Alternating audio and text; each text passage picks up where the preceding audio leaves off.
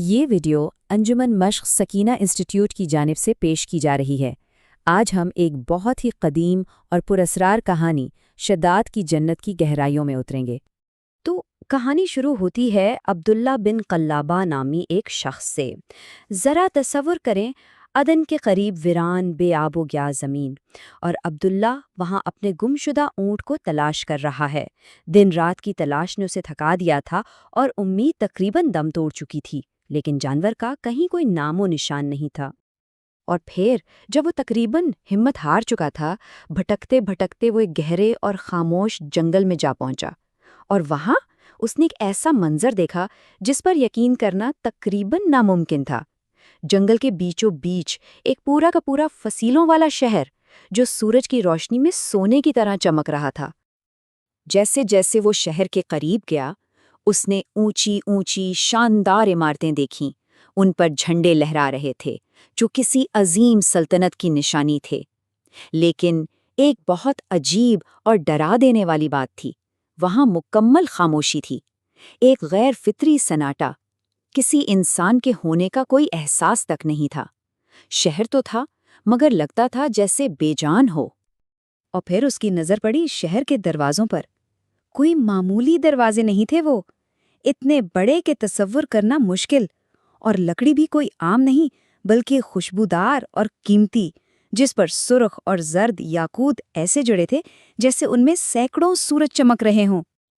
عبداللہ نے ہمت کر کے اندر قدم رکھا، اور جو منظر اس کے سامنے تھا اس نے اس کی آنکھیں خیرہ کر دیں۔ یہ شہر پتھر اور گارے سے نہیں بنا تھا، نہیں، بلکہ خالص سونے، چاندی اور ان گنت جواہرات سے تعمیر کیا گیا تھا، جن کی چمک ہر طرف پھیلی ہوئی تھی۔ اس نے دیکھا سونے اور چاندی کے محل، دیواریں خالص موتیوں کی بنی ہوئی، ستون زمرود اور یاقوت کے، ہر طرف پھلوں سے لدے باغات، اور ان کے نیچے نہریں بہہ رہی تھیں۔ ایک لمحے کو تو عبداللہ کو لگا کہ شاید اسے وہ جنت مل گئی ہے جس کا کتابوں میں وعدہ کیا گیا ہے۔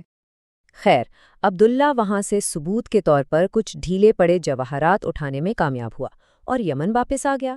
اور بھلا ایسی ناقابل یقین کہانی کہاں چھپتی ہے؟ بات جنگل کی آگ کی طرح پھیلی، اور پھیلتے پھیلتے سیدھا دمشق میں وقت کے خلیفہ معاویہ تک جا پہنچی۔ خلیفہ نے فوراً عبداللہ کو اپنے دربار میں بلوایا، اس کی پوری حیرت انگیز کہانی سنی، اور پھر اپنے سب سے بڑے اور قابل عالم کعب الاحبار کی طرف رخ کر کے پوچھا کہ کیا آپ نے کسی کتاب میں ایسے کسی شہر کے بارے میں پڑھا ہے؟ کعب نے بڑے اطمینان سے جواب دیا، اور اس شہر کو بنانے والے کا نام بتایا۔ یہ کوئی اور نہیں بلکہ تاریخ کا افسانوی بادشاہ شداد تھا۔ وہی شداد جس کا تعلق قدیم اور طاقتور قوم عاد سے تھا، جس کا ذکر پرانی کتابوں میں عبرت کے ساتھ کیا جاتا ہے۔ تو سوال یہ ہے کہ شداد نے آخر ایسی جنت بنائی ہی کیوں؟ وجہ تھی اس کا غرور، اس کا تکبر۔ جب اس نے آسمانی جنت کی خوبصورتی اور شان و شوکت کے بارے میں کتابوں میں پڑھا اور سنا، تو اس نے فیصلہ کیا کہ وہ زمین پر اپنی جنت بنائے گا، صرف نقل نہیں بلکہ مقابلہ کرے گا۔ اور اس کام کا پیمانہ تو سوچیں ذرا۔ شداد نے اپنے اس خواب کو پورا کرنے کے لیے 1,00,000 سے بھی زیادہ لوگ کام پر لگائے۔ یہ کوئی معمولی بات نہیں تھی۔ اس سے اس کی طاقت اور اس کے جنون کا اندازہ ہوتا ہے۔ اور اس میں وقت کتنا لگا، یہ تو دماغ گھما دینے والی بات ہے۔ پہلے 10 سال تو صرف پوری دنیا سے سونا، چاندی اور ہیرے جواہرات جمع کرنے میں لگے۔ پھر پورے 300 سال لگے اس شہر کو بنانے میں۔ 300 سال! کئی نسلیں گزر گئیں۔ اور جب شہر مکمل ہو گیا تو مزید 10 سال اس میں جانے کی شاہی تیاریوں میں لگ گئے۔ آخرکار صدیوں کی محنت اور انتظار کے بعد وہ دن آ ہی گیا۔ شہر مکمل طور پر تیار تھا۔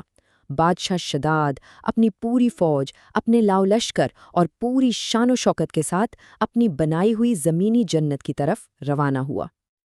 وہ اپنے منزل کے بالکل قریب پہنچ چکے تھے، اتنا قریب کہ بس ایک رات کا سفر باقی تھا۔ ہر طرف جوش و خروش تھا، صدیوں کا خواب جو پورا ہونے والا تھا۔ لیکن جیسے ہی شداد اپنے غرور کی انتہا کو چھونے والا تھا، آسمان سے ایک ایسی خوفناک، کان پھاڑ دینے والی آواز آئی جس نے زمین ہلا کر رکھ دی۔ یہ کوئی قدرتی طوفان نہیں تھا، نہیں، یہ اس کے تکبر کا الہی جواب تھا۔ اور بس ایک ہی لمحے میں سب کچھ ختم ہو گیا۔ شداد، اس کی فوج، اس کا دربار، کوئی بھی اس شہر میں قدم تک نہ رکھ سکا۔ وہ شہر جسے بنانے میں صدیاں لگ گئی تھیں، ہمیشہ کے لیے ویران ہو گیا۔ تو چلیے اب واپس چلتے ہیں خلیفہ کے دربار میں، جہاں عالم کعب خلیفہ کو نہ صرف شہر کی تاریخ بتا رہے ہیں بلکہ اس کی تقدیر کے بارے میں بھی بتا رہے ہیں۔ اور یہیں سے یہ کہانی ہماری ابتدا سے جڑتی ہے۔ کعب نے بتایا کہ پرانی کتابوں میں صرف اس شہر کا ہی نہیں بلکہ اسے ڈھونڈ نکالنے والے کا بھی ذکر تھا۔ پیشین گوئی میں صاف صاف اس شخص کی نشانیاں لکھی تھیں جو ایک دن اس بھلائے ہوئے شہر تک پہنچے گا۔ اور جب خلیفہ نے عبداللہ کو کعب کے سامنے پیش کیا تو عالم اسے دیکھتے ہی پہچان گئے۔ وہی سرخی مائل بال، وہی چھوٹا قد اور وہی کھوئے ہوئے اونٹ کی کہانی، پیشین گوئی حرف بحرف پوری ہو چکی تھی۔ کہانی کے دونوں سرے یہاں آ کر مل گئے۔ تو اس پوری حیران انگیز داستان کا اصل مقصد کیا ہے؟ یہ اصل میں انسانی غرور اور خدائی طاقت کے مقابلے کا ایک گہرا سبق ہے۔ شداد نے اپنی بے پناہ دولت اور طاقت سے سوچا کہ وہ جنت بنا سکتا ہے، لیکن ایک ہی لمحے میں سب کچھ ختم ہو گیا۔ یہ یاد دلانے کے لیے کہ اصل طاقت کس کے پاس ہے۔ اب یہاں یہ بات واضح کرنا بہت ضروری ہے، یہ قصہ، یہ کہانی شاید مستند تاریخی یا مذہبی کتابوں میں کثرت سے نہ ملے۔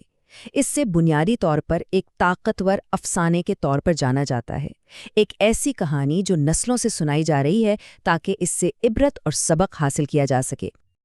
اور یہ کہانی ہم سب کے لیے ایک گہرا سوال چھوڑ جاتی ہے کہ اگر انسانی ہاتھوں سے بنائی گئی ایک جنت وقت اور تقدیر کے سامنے اتنی کمزور ہے تو پھر حقیقی اور ہمیشہ رہنے والی جنت کی نوعیت کیا ہوگی؟ یہ ہمیں انسانی کوششوں کی حدود کو سمجھنے اور زندگی میں اصل اور دائمی قدر کو پہچاننے پر مجبور کرتی ہے۔